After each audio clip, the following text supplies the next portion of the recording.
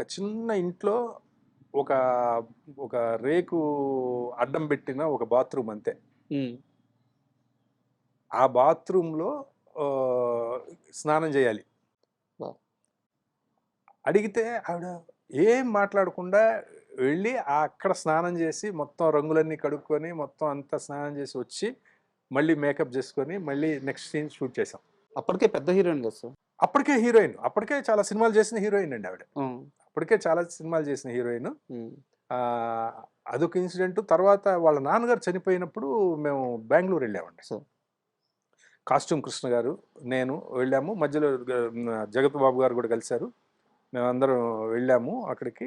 వాళ్ళ నాన్నగారు చనిపోయినప్పుడైతే అక్కడికొచ్చిన వాళ్ళ బంధువులు ఎవరిని అంత మిడిల్ క్లాస్ రేంజ్ బంధువులులాగా అనిపించారు. హ్మ్. హ్మ్. కానీ ఈవిడ అప్పటికి టాప్ స్టార్. హ్మ్. పెద్ద స్టార్ గదా!